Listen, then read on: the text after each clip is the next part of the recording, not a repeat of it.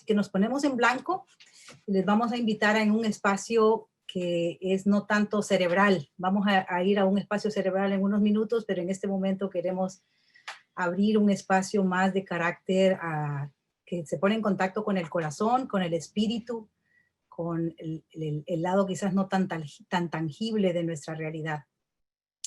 Y aunque estamos en la distancia, vamos a pensar en un altar. Imaginémonos un altar enfrente de nosotros, un altar donde colocamos objetos sagrados, recuerdos de personas queridas. Y aquí tenemos un altar virtual. Cuando se le pregunta a los campesinos líderes del movimiento de los sin tierra en Brasil, cómo logran a través de tantos años mantener a su base tan sólida, tan clara, ellos dicen dos cosas. Primero, la educación política, como este tipo de espacios en el que estamos hoy y que son varias sesiones de análisis que permite hacer una educación política con metodología de educación popular. Y la segunda cosa que a veces la ponen en primero es el espacio de mística, los momentos de mística. Entonces le vamos a dedicar un momento de mística a las personas, las víctimas que han caído de parte de la violencia por la supremacía blanca, por la violencia de Estado, por la brutalidad policial. Tenemos en la siguiente imagen un altarcito donde aparecen algunos nombres e incluso se ven las imágenes de Breonna Taylor y de George Floyd, cuyos nombres ya no nos son ajenos, ¿verdad? Esos nombres se han ido gritando, se han ido haciendo parte de nuestra familia, incluso a nivel global. Y con una música que le pedimos a nuestra encargada de sonido que nos ponga una música ambiental, vamos a pensar en aquellas personas en nuestros países de origen, en nuestras familias, en nuestras comunidades, en nuestras localidades, donde nosotros conocemos a alguien que pues es uno de nuestros héroes caídos en la lucha. Cuando los mantenemos vivos, mientras los mantengamos vivos, están con nosotros y nos dan su energía, nos dan su poder. Así que les vamos a invitar a reflexionar un poquito en esos nombres y a través del chat que nos orientaba Sori cómo usar, pueden ir colocando algunos nombres de esas personas, de esos héroes, heroínas, que de alguna manera son nuestra antorcha, son nuestra guía. Así que con la memoria de George Floyd y de Breonna Taylor, les invitamos a colocar en ese altar algunos otros nombres. En este altar, por ejemplo, está el nombre de Berta Cáceres, asesinada en Honduras hace casi 4 años ya, y su crimen está impune.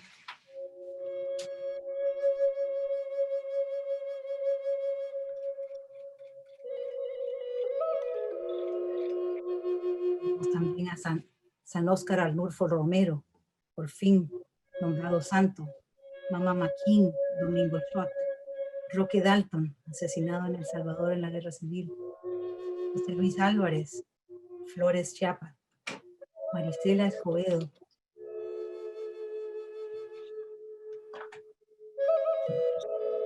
Las niñas y mujeres indígenas de las Américas. Domingo Choc. El pueblo maya Ixchil en Guatemala. Prudencia Ayala. Fred Hampton.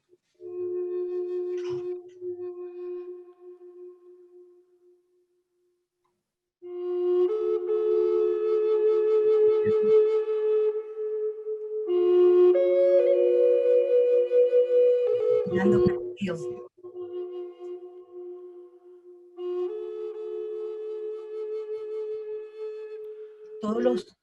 Toda la población, las personas migrantes que han muerto en el camino y que nunca sabremos sus nombres. Gracias por ponerlos en nuestro altar, Moisés. Antonia Martínez, Tamir Rice y Ayanna Stanley. Mónica Roberts y una mujer trans, tantas mujeres y hombres trans que están siendo asesinados. Reportera independiente. Mariel Franco en Brasil. Bishop Gerardi en Guatemala.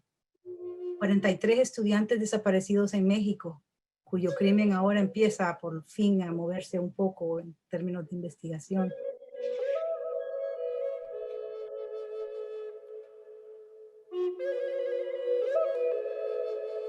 Las 200,000 personas indígenas perdidas o asesinadas durante la Guerra Civil de Guatemala, provocada por un golpe de Estado que fue promovido por Estados Unidos.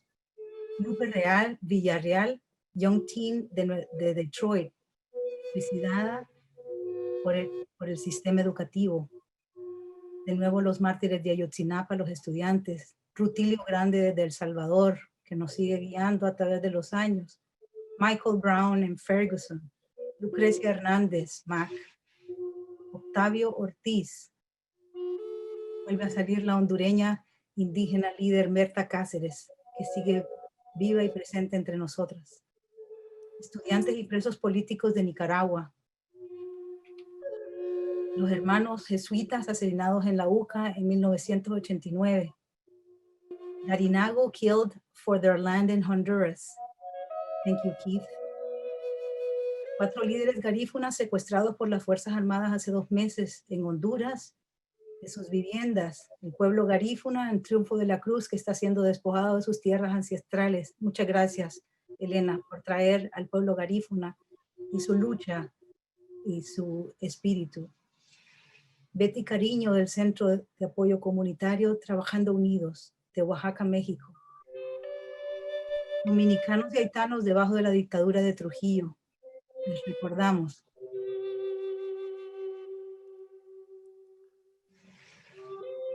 Como ven, nuestro altar se nos ha ido llenando, poblando de nombres. Y si lo ven ahora, estamos viendo algunos de los nombres que fueron leídos. En nombre de todos ellos, queremos brindarles honor, traerlos a la memoria. Y nuestros mártires están presentes, nunca se han ido. Les agradecemos pues haberlos traído a este espacio de mística, que nos sigue dando un norte de por dónde seguir, a pesar de los riesgos que implica luchar por la justicia social, por la justicia racial. Muchísimas gracias por participar de este pequeño espacio de mística que pretende ser un homenaje para nuestros héroes, nuestras heroínas, todos aquellos que han caído en la lucha y que siguen apuntando el camino. En el chat hay más nombres, los vamos a recuperar para la memoria. Muchísimas gracias por este espacio. Le paso el micrófono a Yanira, quien nos va a abrir el espacio analítico. Nos vamos del corazón y del espíritu, después de este espacio místico, al cerebro. Así que Yanira, si nos ayudas a abrir el espacio analítico. Muchas gracias. Gracias, Chávez. Y quisiera hacer mención de que hay algunas personas que se sumaron tarde y hablan inglés. Voy a hablar un par de palabras en inglés. If you just join us and you are listening the session in Spanish, please go to the bottom of the screen. There you will see the icon that looks like a glove, like the earth. Click on the link on the icon, choose English, and then you will be in the channel for the interpreter listening the entire session in English. The next couple of sessions, it will be a combination of English and Spanish. Please do that right away so that you can listen the presentations in English. Thank you. Gracias por darme este momento para explicar eso. Mi nombre es Yanira Arias, soy la gerente de campaña de Alianza Américas y como mencionó Chávez, voy a dar una breve introducción de lo que vamos a escuchar muy breve, en unos pocos minutos de las personas panelistas. Alianza Américas se interesa mucho en procesos de formación más profunda sobre la temática que hoy vamos a conversar.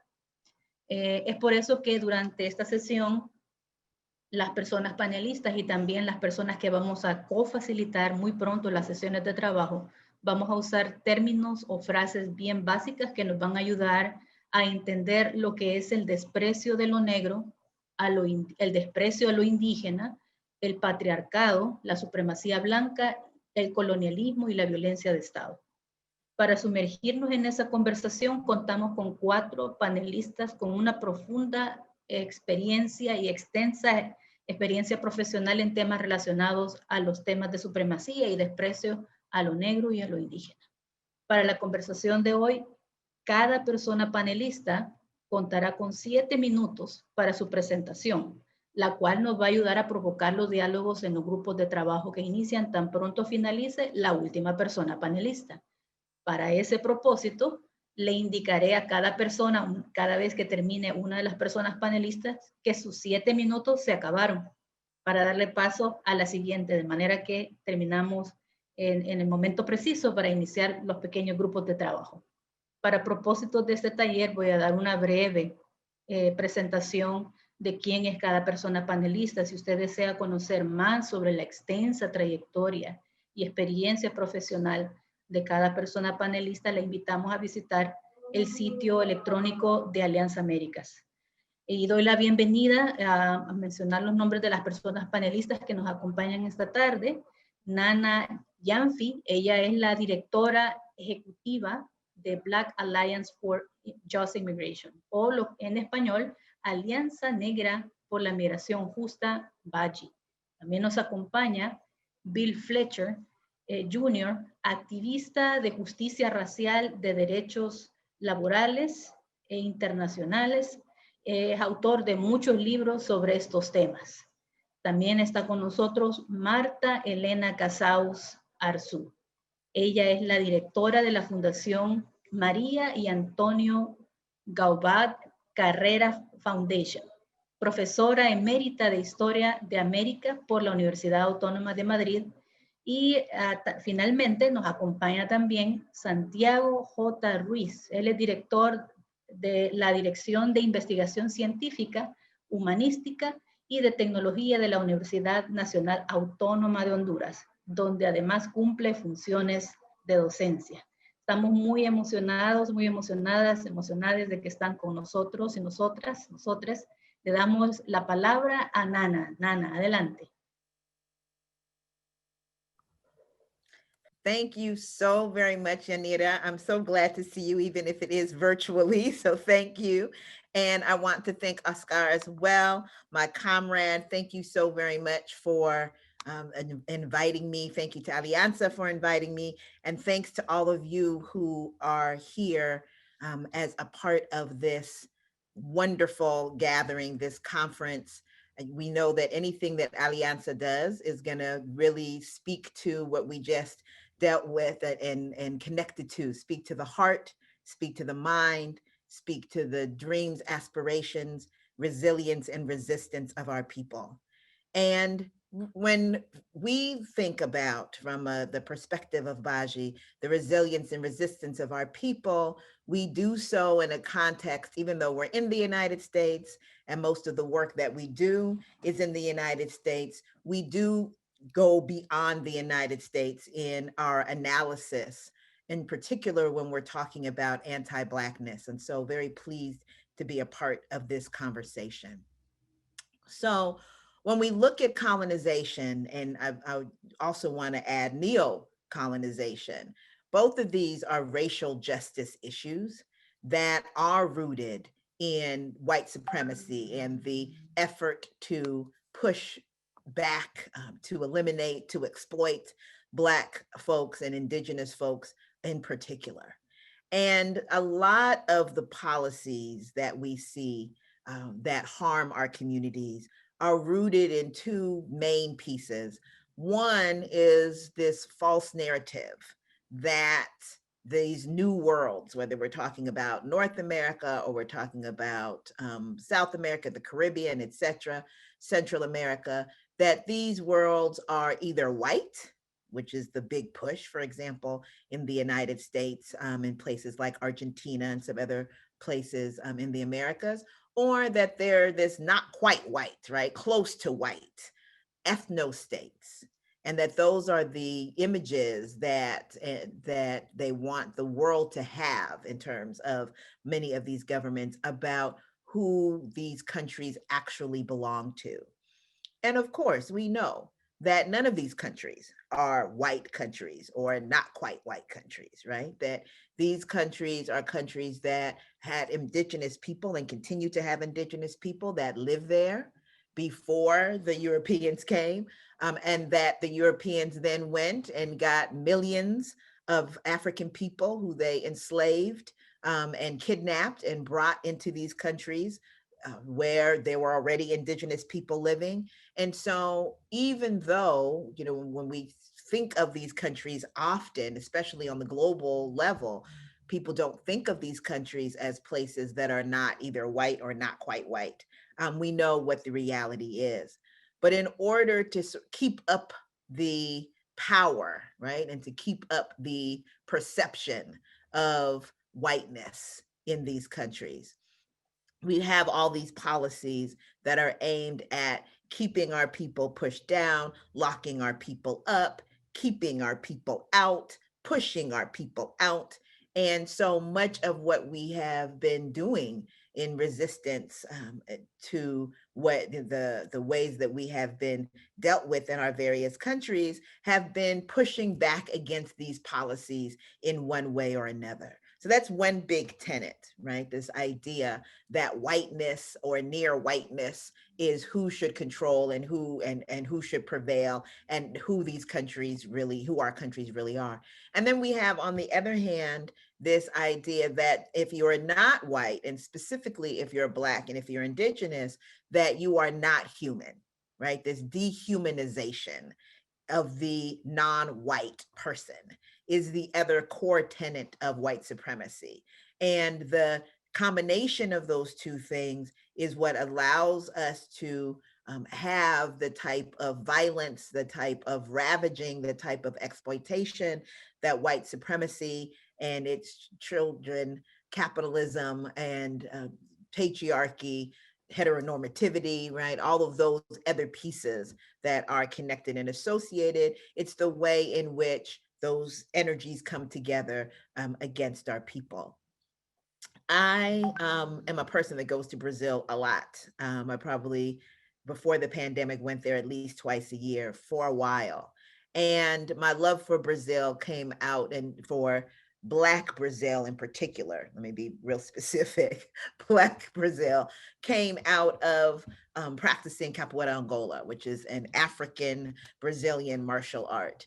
And the last time that I went to this little town called Cachoeira, and in Bahia, Brazil. And I saw this mural, very surprised to see it, not because of the politics, because the town is so small, this big mural of Mike Brown, right, who was killed in Ferguson, really the spark that ignited the big expansion of Black Lives Matter. And, you know, so it had Mike Brown's image and then had across the bottom Black Lives Matter. And then they also had included the names of Black Brazilians that had been murdered by the police. You know, at a time when the United States was talking about one Black person being killed every 28 hours by the police in the United States, Brazil, they were already talking about 6 Black people being killed every 24 hours, right? And so that intensity in terms of criminalization, the intensity in terms of our murder at the hands of the state, whether that be by police, whether that be by state-sanctioned groups of people moving us off of our lands or killing us just wholesale, all of that is a part of the anti-Blackness that people are experiencing in Latin America that connects to what is happening in this larger conversation about Black Lives Matter that we've been asked to frame our comments within.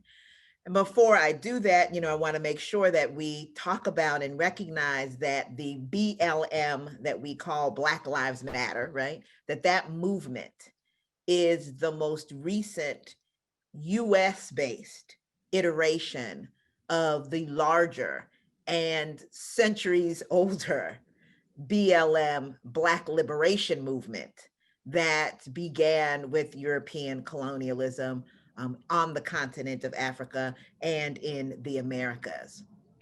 And that resistance and resilience have been our motto from the very beginning. Whether we look at Latin America, we're talking about the Haitian Revolution and what that meant for the rest of the hemisphere, including the United States, to Yanga and the city of Yanga in Mexico, first founded by escaped Africans, Palmares of Brazil, and all of the other Maroons and Colombos and Palanques that we find through the various Black consciousness movements of the 50s, the 60s, and the 70s, all the way to today.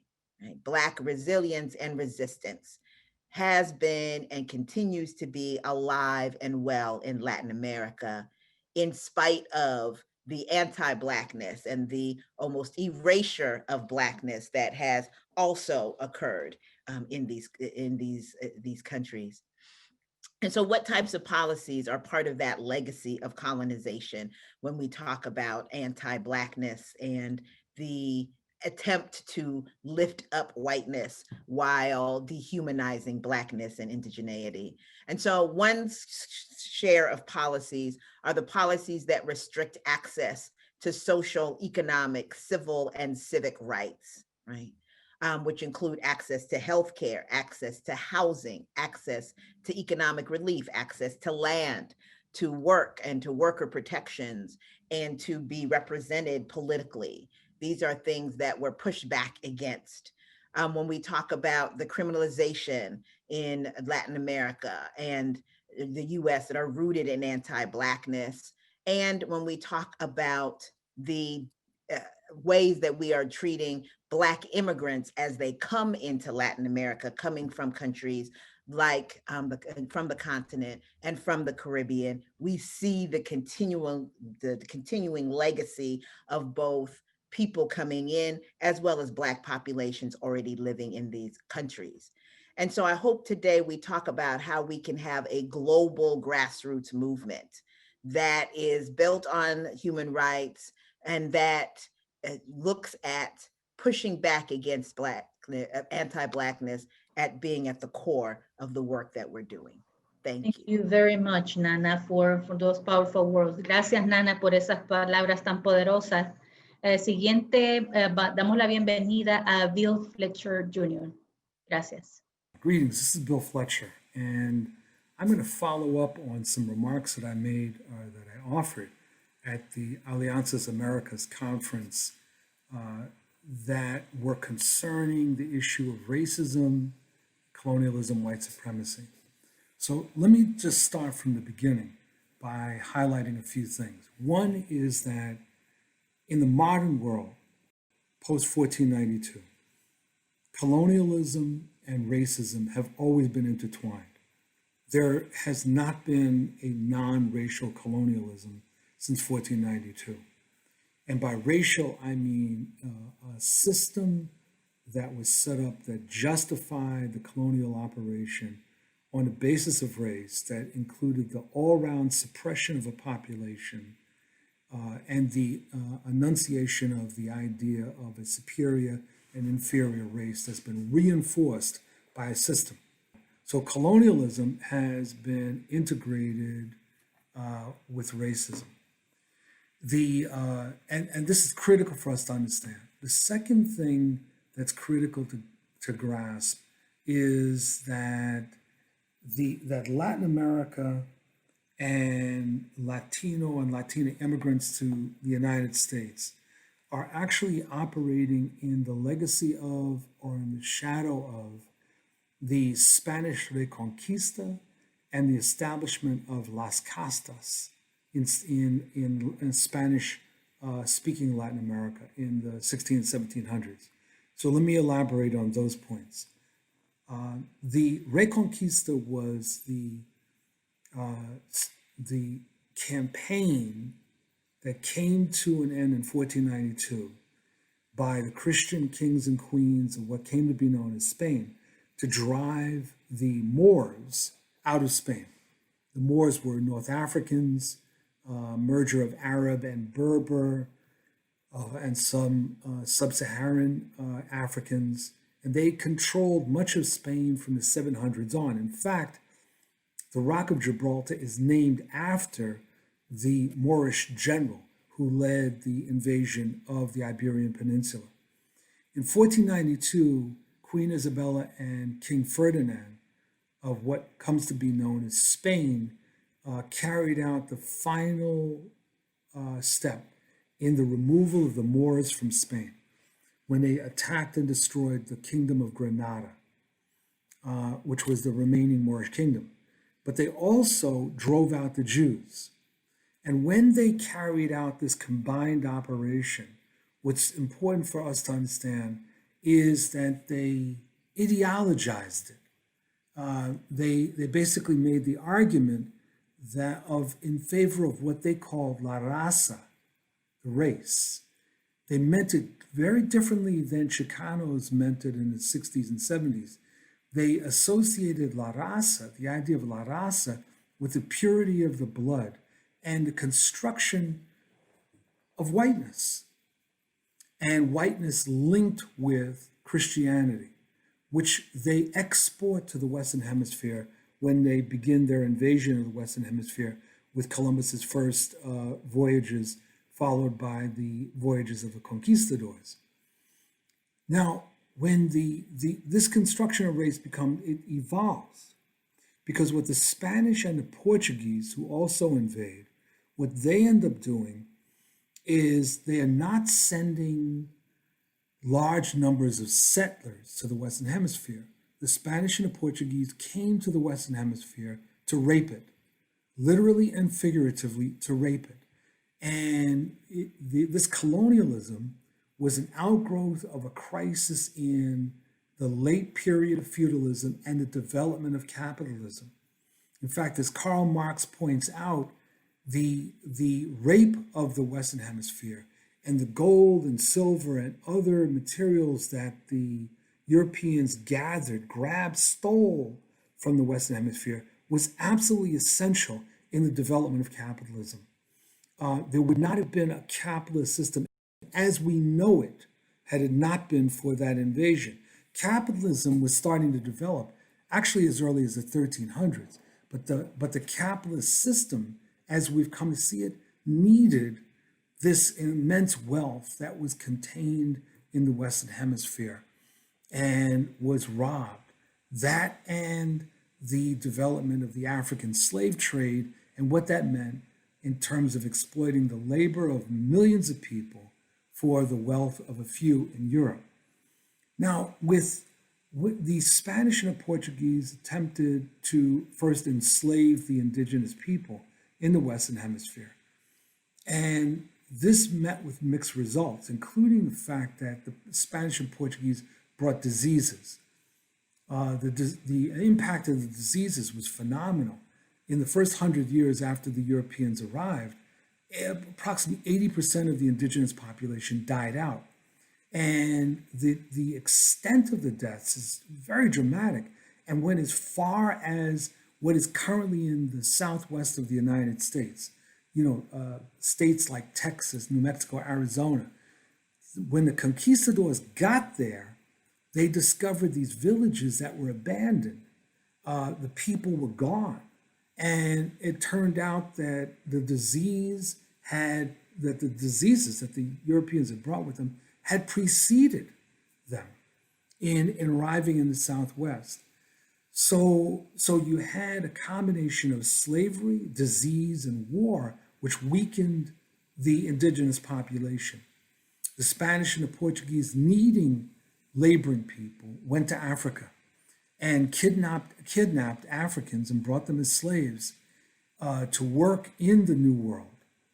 Now, with all of these African slaves and indigenous people running around, and with a fairly small number of Europeans at the top controlling, over time, you ended up having what we would now call mixed race people. You had people with various blood. Europeans mating with Africans, Europeans mating with Indians, Indians mating with Africans, and all that. So what the Spanish construct, the system that they constructed, they called las castas, the castes. And by the 1700s, it evolves into an art form. And it was remarkable. And you can see these paintings that where you'll have a European man standing next to an African woman, for example, holding a baby, and the title of the painting will be mulatto, or an European man standing next to an indigenous woman, and the woman's holding the baby, and the title would be mestizo. But the Spanish created categories for virtually every kind of intermixing you could find. And the Portuguese did something very similar based on color. And the higher up the pyramid, the social pyramid you had, you went, the lighter you got. Now, this was very different than what the English did in North America.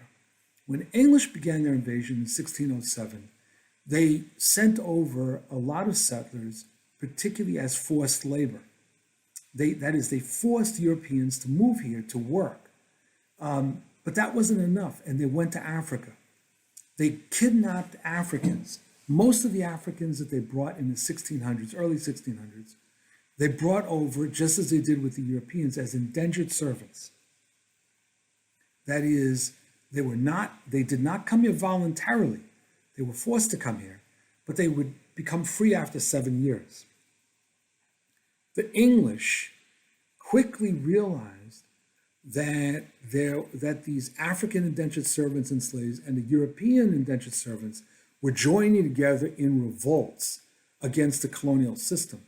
And it was in that context that the English moved towards what was called racial slavery.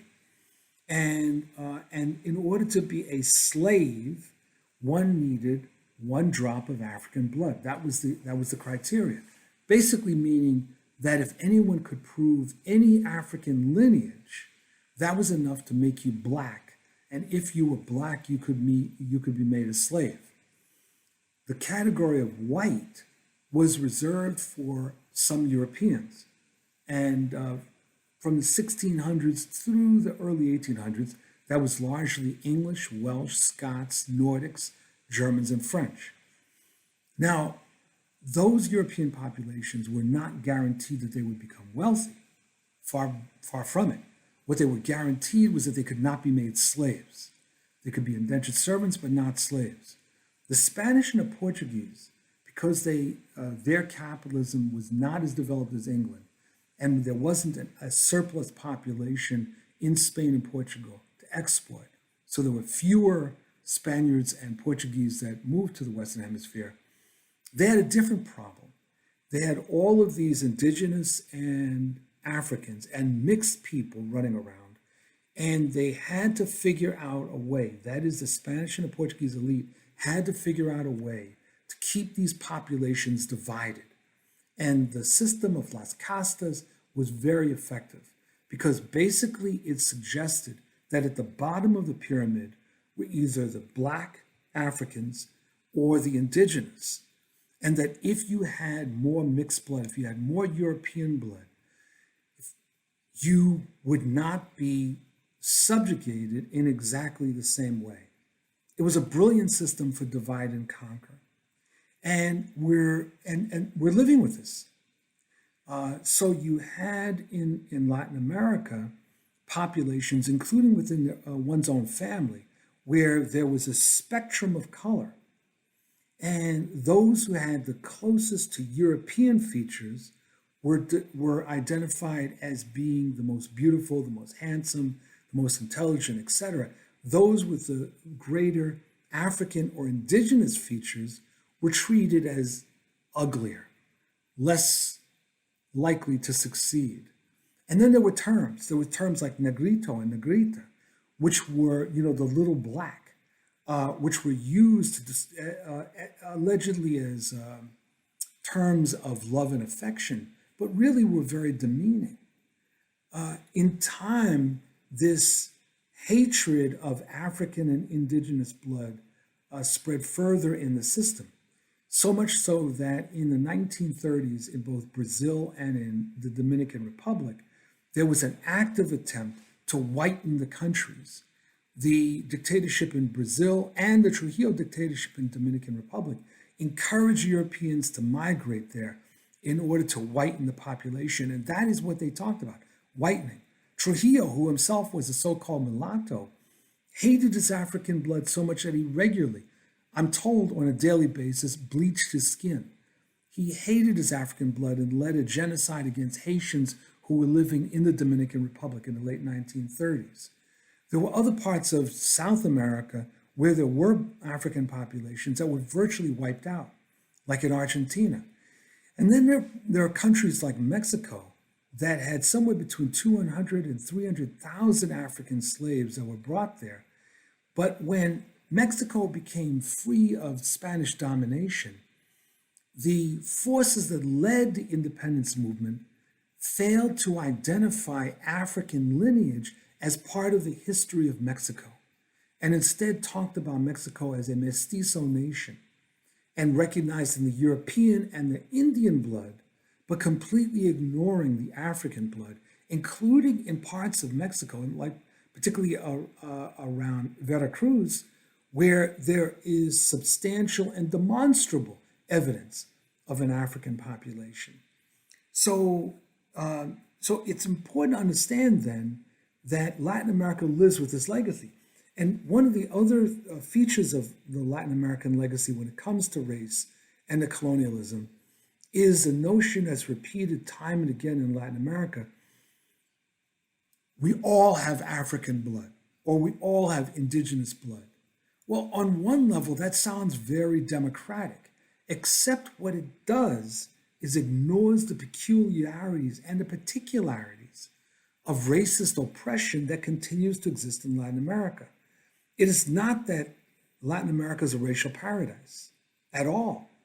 There is still demonstrable racism against populations of color, identifiable populations of color, or populations that can be identified with their African and indigenous roots. And this is what has led over the years to a rise in Black consciousness in Latin America and indigenous consciousness in Latin America, like the Zapatista movement and others that have raised the question of the indigenous or raised the question of African descendant populations. Thus, when Latino and Latina immigrants come to the United States, they come having experienced a different form of white supremacy, only to come to a United States where the construction of race was formulated on the basis of white, Black, and Indian. And over time, it expanded.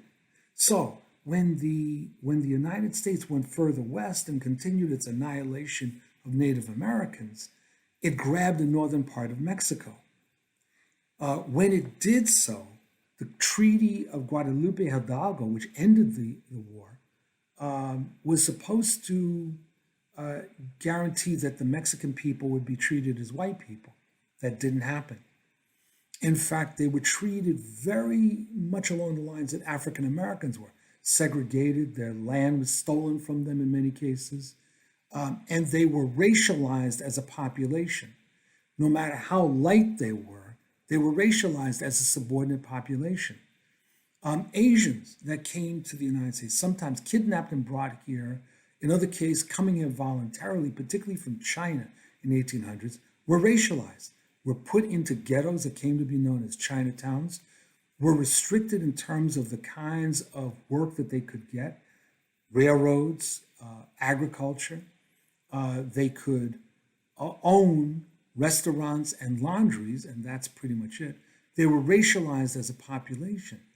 Now, and these racial categories were fairly fixed in the sense that you really couldn't get out of a subordinate racial category. Now, in Latin America, it's really interesting to contrast. So, for example, in Peru, there's a notion of en proceso, in process, the idea that somebody can leave a category and through education or whatever, rise into, from an indigenous, rise into a mestizo or blanco category. There's nothing like that in the US. And it's really bizarre when one thinks about it, because it's basically saying that you have an ethnicity and you could change that ethnicity and start calling yourself something else, even though your ethnicity has never changed. And that speaks to the way that the Spanish and the Portuguese maneuvered, divide and conquer within Latin America. Whereas the English, who had larger numbers of Europeans coming here, were interested in slowly but surely expanding the white bloc. That is, those people that could be classified as white. And in the United States, what that meant was that Europeans coming here, unless they came from those countries I mentioned earlier, were not immediately classified as white. They were, there was a term, questionable whiteness, provisional whiteness. There's a term I call probationary whiteness. And the way to think about that is like if you went to a doctor's office, you come in off the hall, you don't wait in the hall, you go into the waiting area. And you sit in the waiting area until your name is called.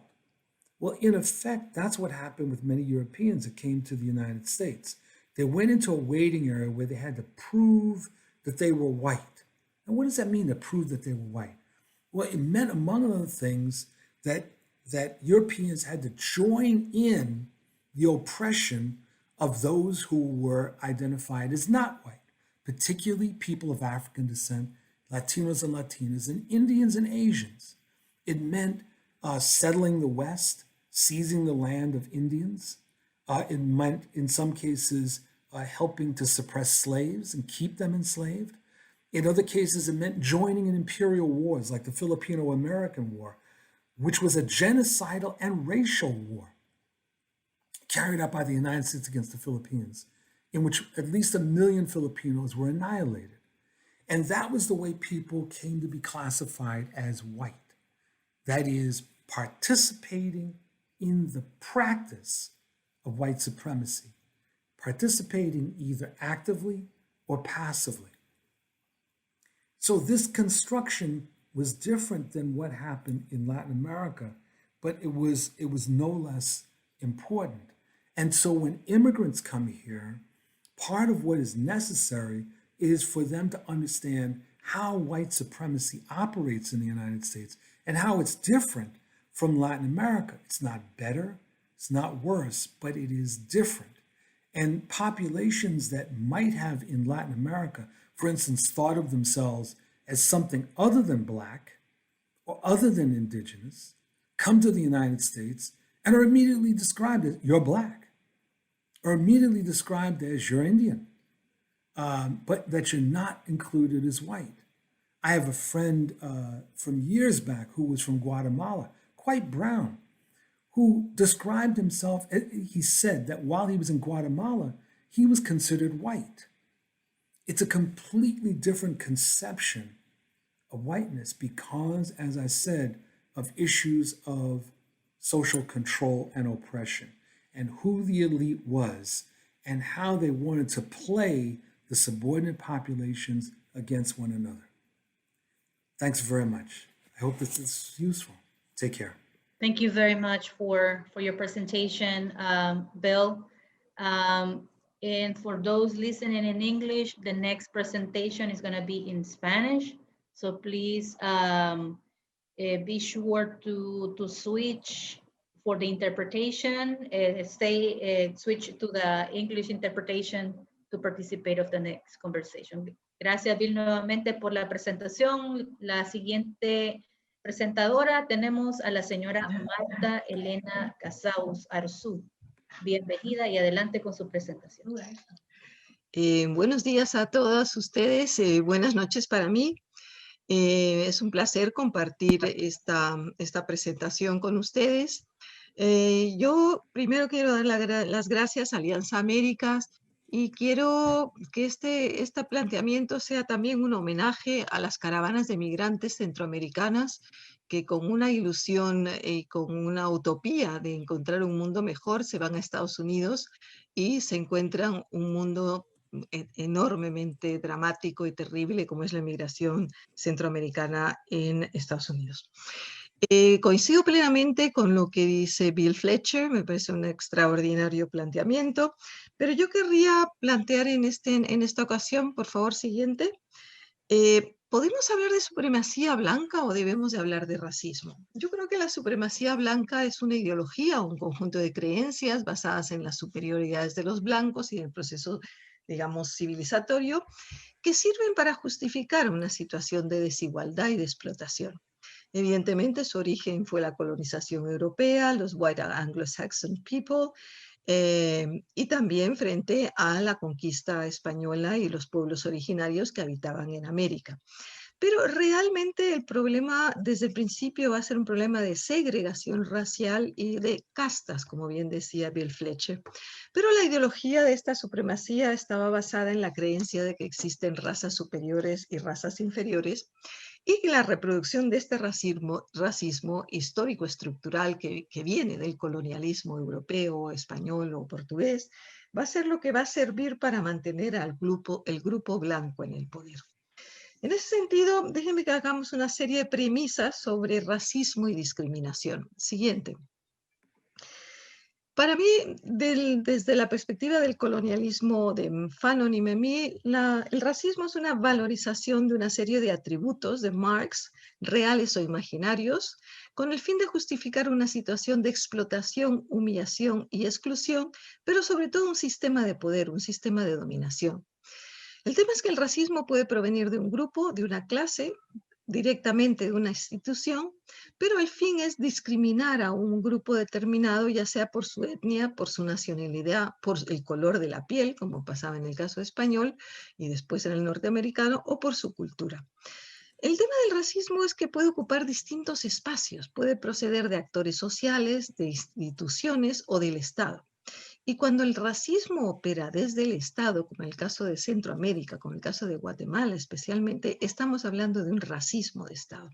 Y cuando ese racismo se ejerce en contra de las poblaciones indígenas, como pasó en nuestro país, en Guatemala, en ese momento en que el Estado se inserta y se ejecuta el racismo y la represión desde el propio Estado, es cuando tenemos el genocidio. Pero el racismo también opera con distintas lógicas. La lógica de la desigualdad. No hay razas, pero todos somos diferentes, luego somos desiguales, y el planteamiento de la discriminación étnico-cultural, que es la que padecen o padecemos más los latinoamericanos que vamos a Estados Unidos o que vivimos como inmigrantes en Estados Unidos. Pero también tenemos que hablar de la lógica de género, porque si encima de ser migrante, de ser mujer y de tener un color de piel diferente y de ser pobre y proceder de países, digamos, periféricos, todos estos, digamos, lógicas de la desigualdad, de la diferencia, se complementan en el caso de los inmigrantes. De forma que podríamos decir, como dice Fanon, que racismo y colonialismo son dos caras de la misma moneda y que el colonialismo es el que trae consigo el fenómeno del racismo.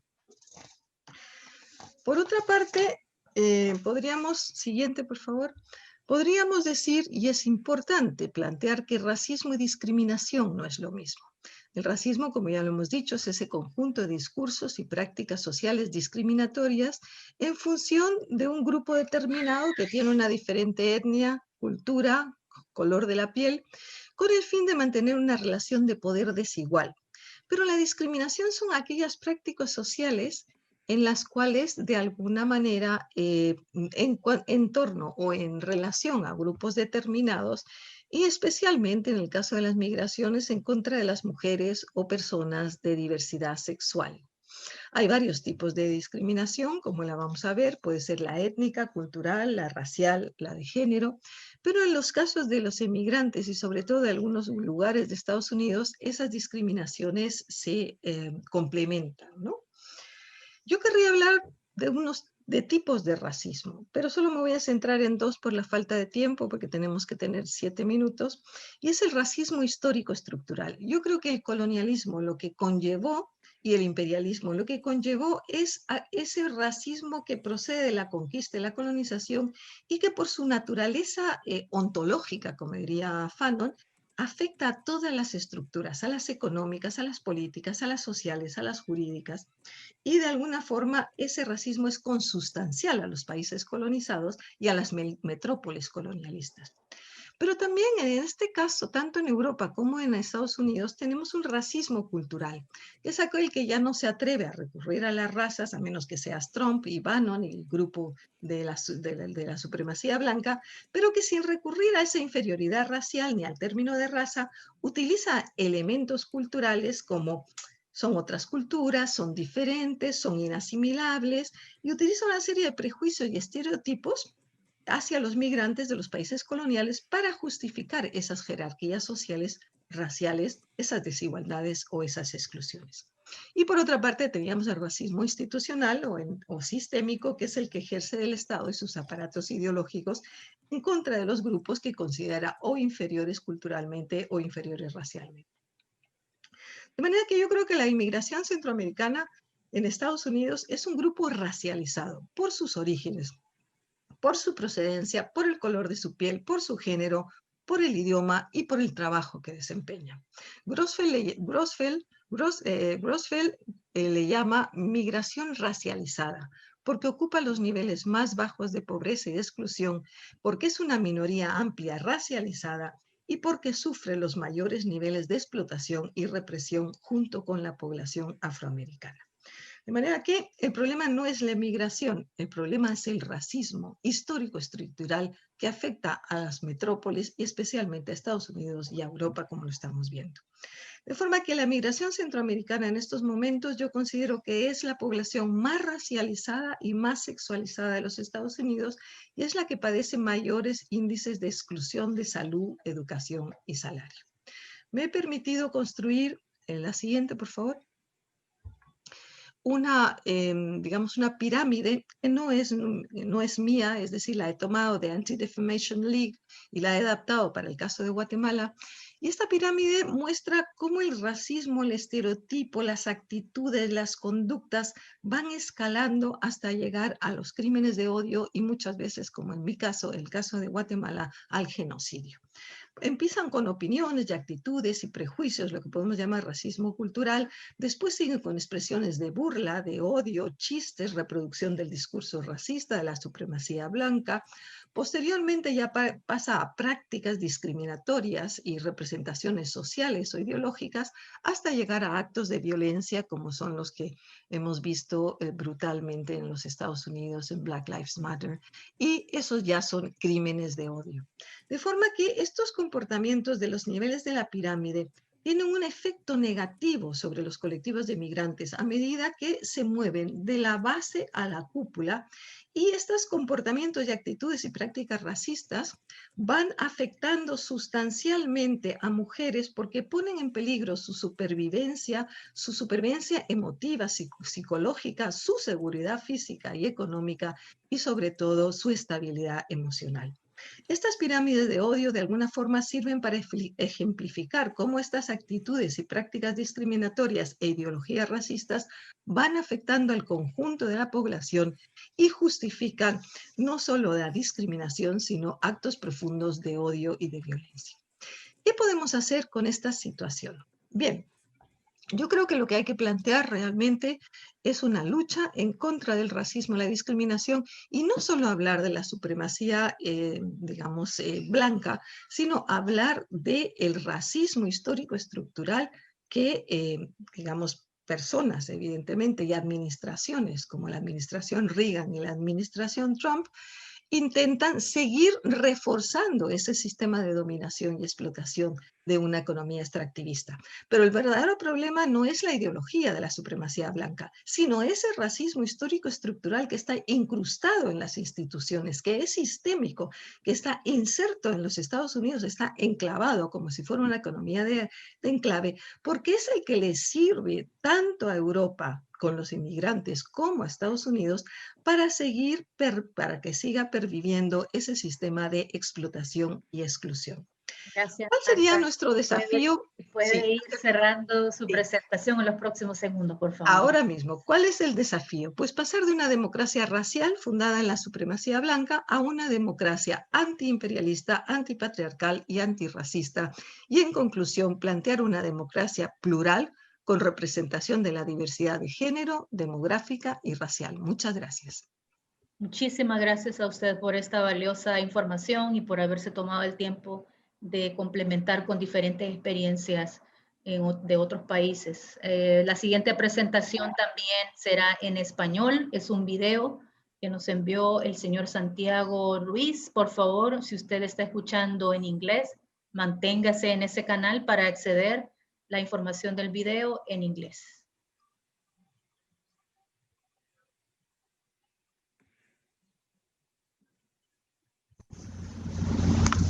Rechazo al migrante, un ataque a la supervivencia de la humanidad, desde una perspectiva antropológica sociocultural. Detonante de rechazo al migrante, de la escasez de recursos para la sobrevivencia, a la sed de dominación. El rechazo al migrante viene de la necesidad de sobrevivencia ante el proceso de escaseamiento de recursos. Luego llega a niveles de lucha entre grupos, entre naciones. Se agrava cuando se traduce en conquista, dominación, esclavitud y genocidio. Su máxima escala es cuando llega al sometimiento imperialista. Con ello, en lugar de sobrevivencia, el destino de la humanidad es la autoextinción, donde fracasamos todos. Eso no es inteligente. La idea de la existencia de razas y la superioridad de unas sobre otras tiene un origen falso.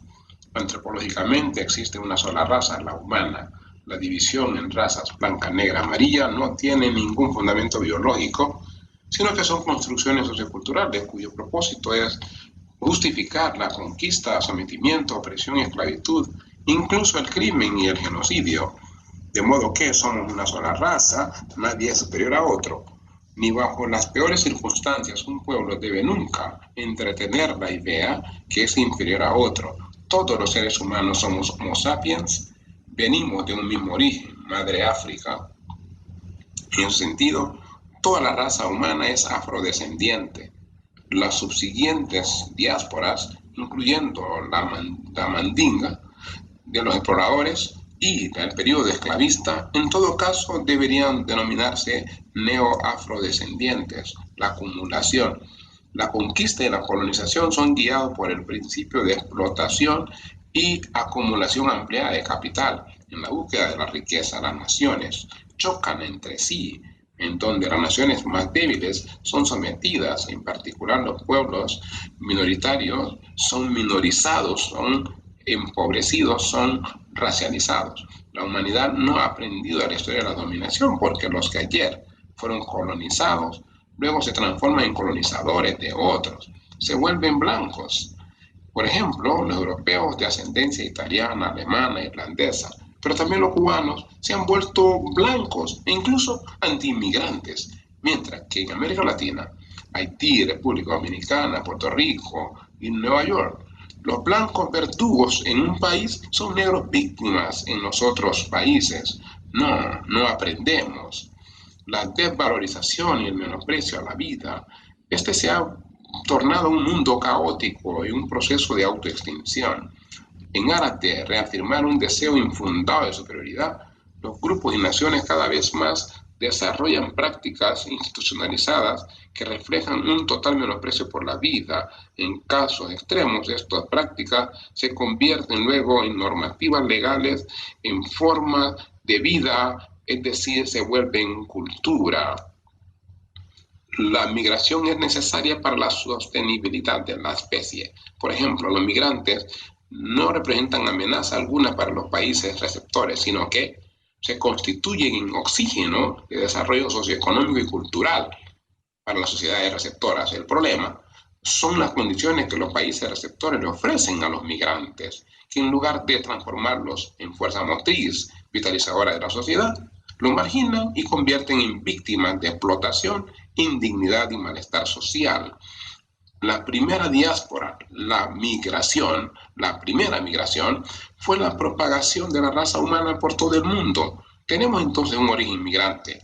La migración continúa siendo condición necesaria de sostenibilidad del mundo. Por ello, debe existir el derecho a migrar, pero en condiciones dignas. El derecho a migrar debe ser respetado.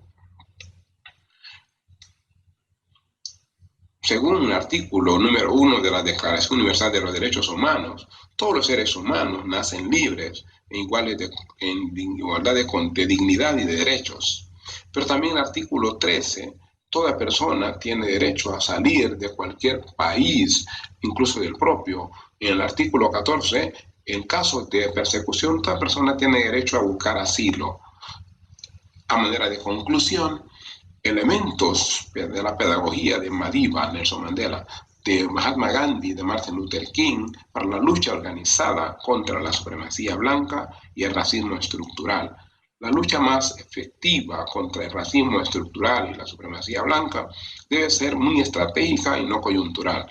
Siguiendo la pedagogía de Madiba, la Asamblea de Liderazgo 2020 de la Alianza Américas debe nutrirse de la certeza que no importan las circunstancias, somos dueños de nuestro propio futuro. Y por muy duros que sean los golpes de la vida y la cabeza ensangrentada, debemos mantener la frente en alto y que la amenaza de 27 años en la cárcel no infunda miedo. Por sobre todo, no importa cuán estrecho sea el portal, cuán cargada de castigo las sentencias, debemos mantener siempre la convicción firme que somos dueños de nuestro propio destino y capitanes de nuestra alma. Del poema Invictus de William Henley, inspiración de Nelson Mandela. De acuerdo a Mahatma Gandhi, cuida tus pensamientos porque se vuelven actos. Los actos se vuelven costumbres, las costumbres en carácter, el carácter en destino, y el destino será tu vida, según Martin Luther King Jr. La gente no logra llevarse bien porque se temen porque no se conocen porque no se han comunicado. Pero por eso dice, si no puedes volar, corra. Si no puedes correr, camina. Si no puedes caminar, gatea. Pero de cualquier forma, siga moviéndote. Este es Martin Luther King. Sereme in Garifuna, Tinki Pali in Miskito. Maltioch en Maya Quechí. Obrigado. Thank you. Muchas gracias. Su servidor, Santiago Jaime Ruiz. Excelente presentación que nos envía Santiago Ruiz. Les invitamos a darle un aplauso virtual a todas las panelistas que tuvimos. Puede hacerlo usando la expresión del aplauso en las emojis que tiene en su computadora. También puede hacerlo en persona, darles un aplauso. Agradecemos estas poderosas presentaciones que son las que nos van a dar los elementos para los grupos de trabajo que ahora nos van a acompañar. Le doy la palabra a Chávez y Reca del equipo de la Tapizca para que nos expliquen qué es lo que viene. Muchas gracias.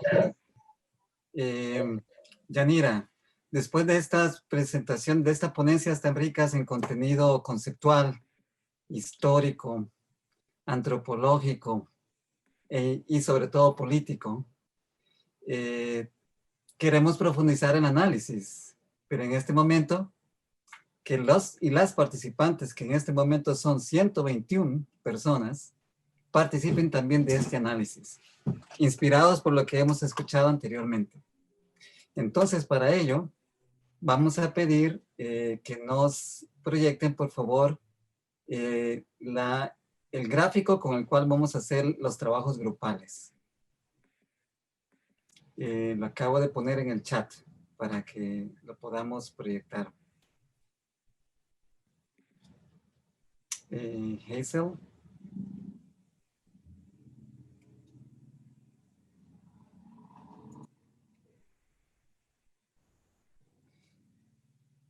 Aquí va. Vamos a ver.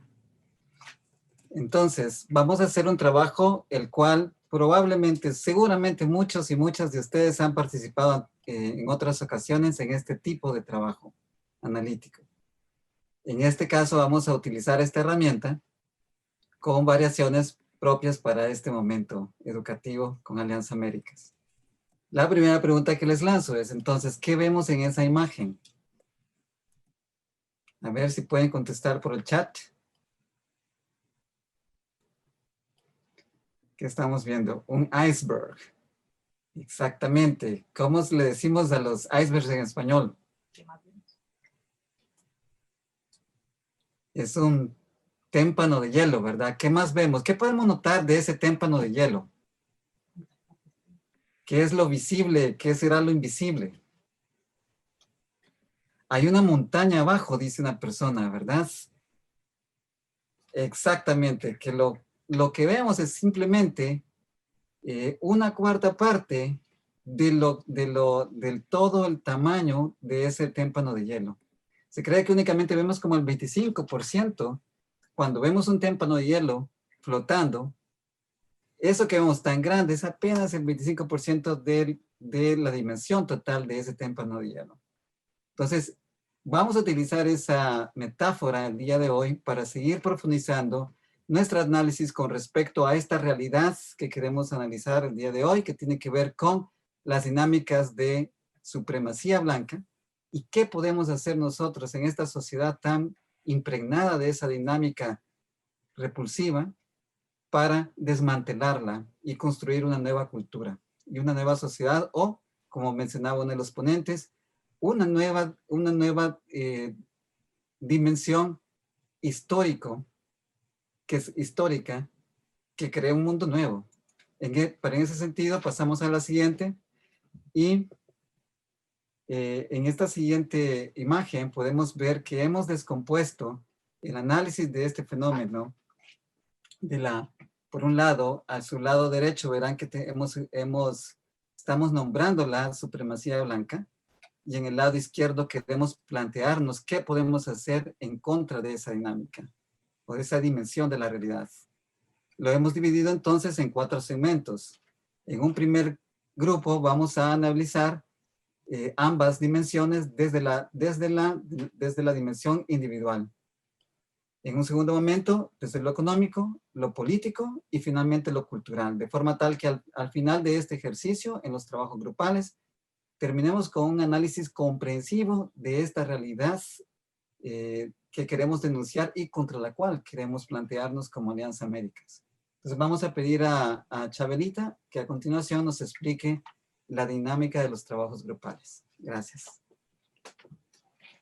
Muchas gracias, Reca. Y nosotros estamos no virtualmente, sino los dos trabajamos aquí, así que cambiamos simplemente de momento. Lo que vamos a hacer es nos vamos a dividir este témpano de hielo, que hoy nos va a servir, como decía Reca, como una metáfora para entender lo que quizás no estamos profundizando tanto acerca de la supremacía blanca, de la antinegritud, del racismo y de todos estos aspectos que nos ha mencionado Nana, Bill Fletcher, Santiago y Marta. Así que queremos ir un poco más profundo. En la primera dimensión más personal, queremos hacer una reflexión en nosotras mismos, porque en algunas de las ponencias nos decían cómo hemos aprendido esta cultura, esta ideología de la supremacía blanca, la hemos ido aprendiendo desde pequeños, ¿verdad? Entonces hay que deconstruirlo, hay que irlo erradicando.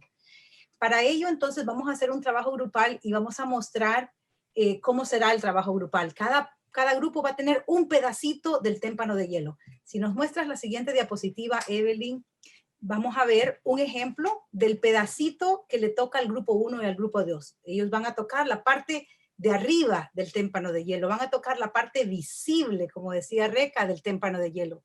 El grupo 1, todos los grupos que estén con números impares, van a abordar la problemática desde una perspectiva de denuncia. ¿Qué queremos criticar? ¿Qué nos parece que está mal? Y ya los ponentes, los 4 maravillosos ponentes que hemos tenido hoy, nos han dado un montón de datos históricos, estadísticos, ideológicos, que nos ayudan a ponerle nombre a este lado, al lado de denuncia, a lo que estamos criticando. Van a tener una pregunta general, y luego van a tener como una preguntita que le da más como detalles. Por ejemplo, el grupo 1 tiene cómo se perpetúa la supremacía blanca en nuestra vida personal y familiar.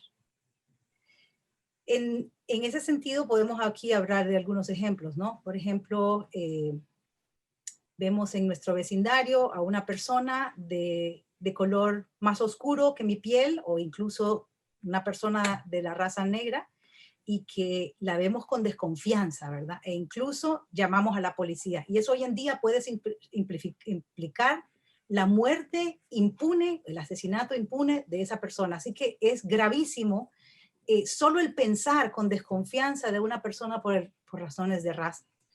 Ese es un ejemplo muy cotidiano que tendríamos que evaluar. Ese podría ser un ejemplo para la discusión del grupo 1. En el caso del grupo 2, las preguntas de los grupos pares van a ser de carácter propositivo. ¿Qué cambios deberíamos hacer para promover o erradicar la supremacía blanca en la vida personal y familiar? O sea, ahí nos ponemos como a reflexionar nosotros mismos. Entonces, por ejemplo, cuando en nuestra familia o con nuestros amigos salen chistes racistas, simplemente hay que parar ese tipo de comentarios o de chistes que son racistas. Tenemos que empezar a romper esa forma de promover la supremacía blanca. Así que este es un ejemplo de lo que le va a tocar al grupo 2 y 3. Tienen facilitadores, secretarias que les van a ayudar. Ustedes les pedimos que nos ayuden con la reflexión grupal, con sus aportaciones. Tienen 20 minutos para trabajar. Esa música garífuna nos vuelve a reanimar. ¿Y qué tal les fue en el trabajo grupal? Esperamos que muy bien. Vamos a proyectar la diapositiva número 8 para comenzar nuestra plenaria y le vamos a pedir a los grupos 1 y 2 que se preparen para que puedan presentar su trabajo. Sabemos que la discusión del trabajo grupal es breve, muy rápida y que no da chance pues para hacer reflexiones profundas, pero por lo que fuimos viendo en los trabajos visuales de las diapositivas han ido haciendo una serie de contribuciones bastante buenas. El grupo 1 y 2 se encargaban de la parte superior del témpano de hielo. Vamos entonces a pedirle a Dulce que por favor nos cuente cuáles son las aportaciones críticas de denuncia sobre la supremacía blanca en nuestra vida cotidiana, en nuestra vida individual y personal. Pasamos pues contigo, Dulce, y a la diapositiva número 9. Thank you so much, Chave. We had a great discussion that I think was very multidimensional. But where we started was talking about our individual cultural beliefs and how that has been embedded into family traditions and family beliefs. So Alex began, giving us an example of how much our families sometimes tend to portray, the closer you are to whiteness as something good. And I gave the example of, my family asking, when are you going to dye your hair blonde again? Blonder is nicer, or preferring you to marry into a lighter skinned family. And these things go and have also been embedded into the types of toys that we play with, the way that we portray certain religious beliefs. I believe Peter gave the example of how we portray Jesus Christ as somebody who was white when it has been proof that is not what it is. And I think Christina also gave a great example as to how this is embedded in other areas. She talked about how she grew up in Latin America and within her own culture, being Asian, how she was seeing some of these similar things despite being in different places. So we had a conversation about that. And then we also discussed how these things are also embedded in the media and the things that we watch, and how those things may also influence the way that we think about culture, skin color, or different aspects of our surroundings. Muchísimas gracias a Dulce, al grupo número 1, y yo fui parte un poquito de oír esas experiencias que contaron y llegaron muy a lo personal. De eso se trata, ojalá que sigamos reflexionando. Muchas gracias al grupo número 1. Pasamos al grupo de Amy, al grupo número 2. Cuéntenos cuáles son sus propuestas en el ámbito de lo personal, de lo individual, de lo familiar, de lo cotidiano. Thank you, Chave. And we also had quite a far-ranging conversation. We talked about how we can change our behavior in our families, as well as our behavior as professionals. So we had a participant who talked about how we often think of data as being generic or objective, but if we are leaving out populations, and if the default is essentially equal to white, then our data is not objective. So we need to think of how we behave as professionals. Sandra from the Garifuna community in Belize spoke about the need to understand the numbers of people, of Garifuna people in specific. She talked about how understanding how many Garifuna people there are is one tool to reclaiming power and linking the diasporas to their history. We talked about how the tools of white supremacy play out differently in Latin America and in the United States, which makes it difficult sometimes to talk about these issues in immigrant families. So the importance of having the conversations in families in a very honest way. We also talked about the importance of reaching out to young people and breaking the cycle of discrimination and racism by educating young people and working with youth. We had a very good conversation about breaking through layers of privilege and understanding that privilege and breaking through it. And then we had a participant that talked about the need to be uncomfortable and make others uncomfortable.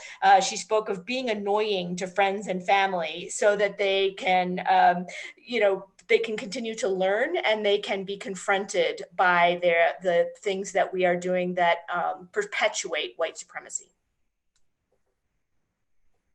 Muchísimas gracias, Amy. Al grupo 2 pasamos pues a la siguiente parte del témpano de hielo, al ámbito de lo económico. El grupo número 3 tiene una parte de denuncia, de crítica hacia lo que es la dimensión económica de la supremacía blanca. Elmer, y pasamos a su diapositiva, que es la siguiente. Sí, gracias.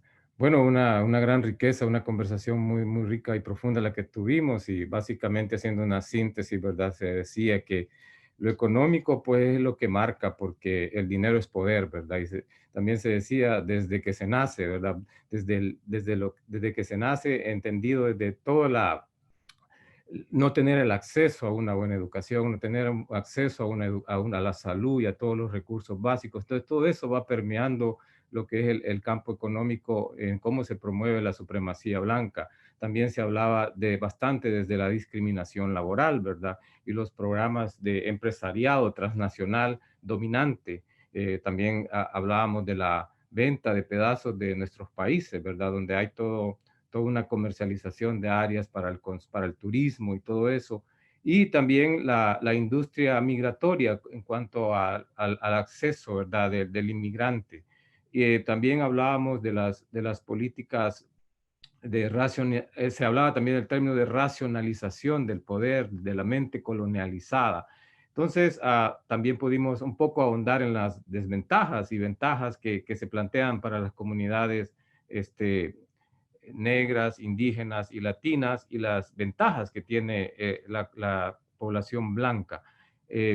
Podemos decir que más que todo con el acceso a los préstamos, a la vivienda, esa línea que se cruza en la línea roja, ¿verdad? Se hablaba de cómo esa línea marca las divisiones de acceso a la vivienda, el no tener acceso a una banca, y en general pues se hablaba también del indocumentado, pero no el documentado en general, sino el indocumentado que luce como nosotros. Se decía que no es lo mismo ser indocumentado irlandés o de un país europeo que ser un indocumentado como nosotros. Gracias. Muchísimas gracias, Elmer, y al grupo número 3 por la crítica al reflejo económico de la supremacía blanca. Pasamos ahora al grupo 4 en su propuesta. ¿Qué podemos hacer en el ámbito de lo económico? Sorry.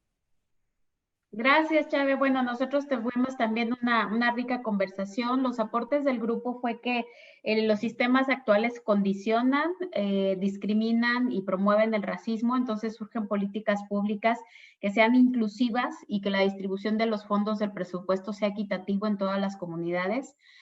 También es importante hacer encuestas para saber cuáles son las necesidades de las comunidades y que, bueno, esto genere programas que realmente atiendan las necesidades de las comunidades. Los estímulos deben de ser dados sin diferencia. Las comunidades inmigrantes, como dijimos, son excluidas y marginadas, y esto promueve pues políticas que dividen, ¿no? Entonces eso se debe de modificar. A las organizaciones les ha tocado buscar y rebuscar sus recursos para poderse mantener, para avanzar. Entonces pues, hay que promover la educación, hay que unir fuerzas y entender por qué estamos empobrecidos y cómo podemos cambiar la situación, promover las cooperativas, el trabajo de desarrollo autosustentable dentro de las comunidades. Se debe de atacar las causas y entender de dónde venimos. Y bueno, es importante reconocer los derechos de las comunidades, iniciando por una regularización que ayude a la integración de estas comunidades en su participación social, política, económica. Elevar y promover el acceso a la educación, ya que esto sigue marginalizando y mientras sigamos sin acceso adecuado a la educación, pues seguimos buscando salarios mínimos, si es que cuando hay salarios. Y demandar nuestros derechos es también pedir una rendición de cuentas de cómo se está distribuyendo los presupuestos y también cómo se deben de promover programas de desarrollo para las comunidades, reconociendo toda su fortaleza.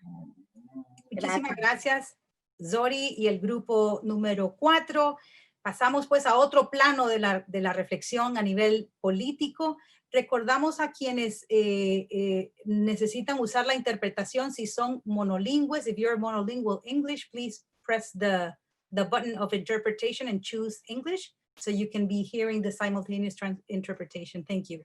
Pasamos al grupo 5. Moni, si nos puedes contar las reflexiones y aportes de tu grupo. Yes, we had a great discussion as well about all the many examples. And of course, we couldn't name all of the ones we even could think of. But the main things we talked about, the examples both in the political, in laws and regulations, and the application and disparate impact to Black, Indigenous, and Latinx communities. We talked about the Electoral College. We talked about voter suppression, requiring photo IDs, the composition of the US Senate and how that in and of itself is based on white supremacists because the majority of senators represent a majority of white communities. The revocation of voter rights for people with criminal convictions or people who are incarcerated. And then just the healthcare and education systems and the lack of access, just those systems in and of itself are designed within white supremacist contexts. We also talked about how from the Central American perspective, using words like indigenous or mulatto are white supremacist terms. And that these communities are not vulnerable, but have been made vulnerable through oppression and through the normalization of that oppression, and about US foreign policy and the impact that it has had. We also talked about how representation really matters at every level, including from the bottom up, and then calling for unity among Latin American and Black groups, recognizing that there are Black groups within Latin America. And then we talked broadly about US immigration law, but also worldwide immigration law and how pretty much immigration law in general is based on white supremacist principles, things like the Muslim ban here in the US, asylum laws where we're not allowing asylum seekers to enter the US for protection, and just the general history of immigration law is they're white supremacist laws. Muchísimas gracias, Moni, al grupo número 5 por esa reflexión. Pasamos al grupo número 6 y en ese sentido, pues le vamos a pedir a los siguientes grupos que desafortunadamente no tenemos chance de explicar todo lo que salió. Lo vamos a compartir en una síntesis que se va a mandar por correo electrónico, pero si nos resumen básicamente lo principal.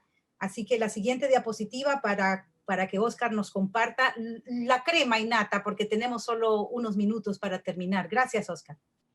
Well, first of all, I'm not going to repeat everything that others said. Our group did emphasize very strongly on the need to basically have people of color, communities that represent organized minorities, be in the places where decisions are made. That was, it came up consistently throughout the different comments. We also made the link between changing laws, changing the power relationship, to how much do we really build access, to healthcare, to education. How much do we really allow people time to be able to be engaged from a democratic participation point of view? And we consider that that was important. And there were other comments that I will not repeat because they are similar to others that were said. I will highlight, though, the fact that somebody offered the comment that the recent census and the way it was conducted and the way it was ended is precisely the kind of thing we should not be doing because it goes against everything that we were just saying. And again, I just emphasize again to end how important it is to create the bridges that would allow for more people representing racial, ethnic minorities to actually be in the places where decisions are made. That's Wonderful. Thank you so much, Oscar, and your group number 6. we're going to go to the bottom of the iceberg, and just so the way Oscar did, without repeating what has been said, although everything will be shared, let's go to the bottom of the iceberg, the cultural aspect, those non-tangible things, but are there in the values, the ideas, the art. Let's go to Yanira's group number 7. What is the aspects of white supremacy and the cultural level of society that we need to be denouncing and be aware of? Gracias, Chave, and thank Next you. slide, please. I'm gonna give my presentation in Spanish, so please select the interpretation in English. No estamos trabajando lo suficiente para cambiar lo que es los sistemas de educación, que eso ayuda a perpetuar la supremacía blanca. En los Estados Unidos aceptamos que se nos discrimine la supremacía. Otra cosa que no estamos hablando es que también en las Américas, en los países de donde venimos, hay racismo. No queremos reconocer que somos racistas cuando ya llegamos a los Estados Unidos. La perpetuación también de lo que es la representación de la belleza en los medios de comunicación, como en Univisión, Telemundo, que muestran cuál es realmente la persona bella y cuáles son las personas que por sus rasgos raciales representan personas que no son bellas, que tienen estereotipos de tontos, tontas. Y que también nos corregimos porque no estamos hablando el español perfecto, que celebramos la independencia de nuestros países, pero perpetuamos el desprecio a lo indígena, y también en cuanto a lo indígena, que continuamos diciendo que los pueblos indígenas están extintos.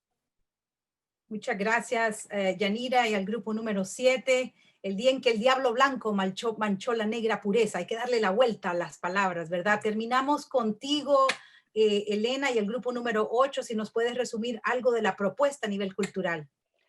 Bueno, sí, creo que lo que nosotros identificábamos es la importancia de conocer, la necesidad de romper esas divisiones y crear un espacio para un encuentro respetuoso, un encuentro desde la educación y la valoración de la diferencia. Sin embargo, nos preguntábamos y reconocíamos la necesidad de que el respeto incluya también evitar la apropiación cultural. Igualmente destacábamos la necesidad de que haya apoyo, financiamiento público y privado para las actividades artísticas y culturales, y destacábamos la necesidad de humanizar las diferencias y reconocer la pluralidad de identidades de una persona, evitando las simplificaciones. Pensábamos que hay que avanzar, debemos avanzar todos conociendo otras culturas, pero también conociendo y aceptando la propia. Muchas gracias. Muchísimas gracias, Elena. Con el grupo número 8 concluimos la parte de reflexión participativa de este análisis. Muchas gracias. Dense un gran aplauso para toda la riqueza que ha salido, nuestros maravillosos ponentes, las 4 personas que nos han acompañado. Y les vamos a pedir que nos tengan un poquito de paciencia. Ya estamos por cerrar. Le voy a pasar el micrófono a Dulce con la evaluación y finalmente el cierre. Y sigan con los aplausos, así haciendo bulla por toda la labor maravillosa que hemos hecho. Gracias. Gracias, Chape. Y gracias a todos nuevamente por acompañarnos hoy. Vamos a hacer una pequeña evaluación. Realmente valoramos sus comentarios y el tiempo que han tomado para estar aquí con nosotros hoy. Vamos a estar con esta evaluación. Tienen el link en el chat. Espera un momento para que la puedan abrir.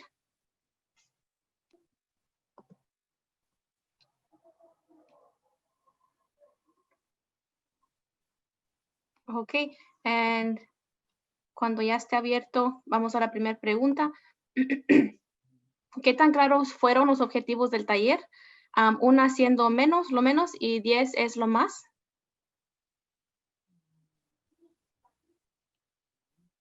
La segunda siendo qué tan interesante fueron las ponencias. Igual 1 lo menos y 10 lo más. El tercero siendo qué tan interesante fueron las discusiones de los grupos. Y igual ahí están los números. Y diría que ha aprendido algo nuevo. Un poco, mucho o quizás no.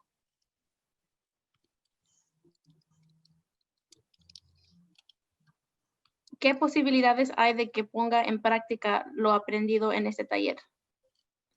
Un poco, mucho, igual quizás no.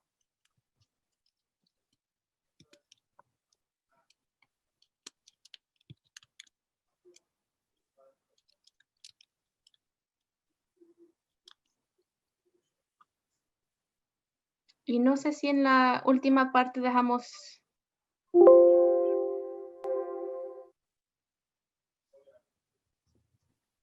Sí, hay sección de comentarios. Sí, ok. So no la había en la pantalla. Dije, a lo mejor no la agregamos. Pero por favor, tomen el tiempo, un minuto para agregar comentarios adicionales. Denos su perspectiva o sugerencias que tengan. Y de nuevo, muchas gracias. Y le paso el micrófono a Chávez o Moni. Gracias. Y por último, nada más queremos darle las gracias a todas las personas que estuvieron con nosotros participando. Gracias por quedarse un poquito tarde. Y queremos dar unas gracias especial a nuestras presentadoras y presentadores, a Nana Giamfi, Bill Fletcher Jr., Marta Casus y Santiago Ruiz. Y muchísimas gracias por su tiempo y por compartir con nosotros todas estas conocimientos y todo esto que nos reta a trabajar juntos, ¿verdad? Para hacer un mundo mejor. Y también queremos recordarles que tenemos nuestro próximo taller el próximo viernes y los invitamos a todos y a todas a que por favor se registren lo más pronto posible. El próximo taller va a ser también muy interesante hablando de cómo convertimos la energía de las protestas en pólizas y en cambios tangibles y sostenibles. Entonces, les agradecemos mucho a todos otra vez, a nuestros ponentes y a cada uno de ustedes y los invitamos a que se registren y estén con nosotros el próximo viernes otra vez. Muchas gracias a todos y todas.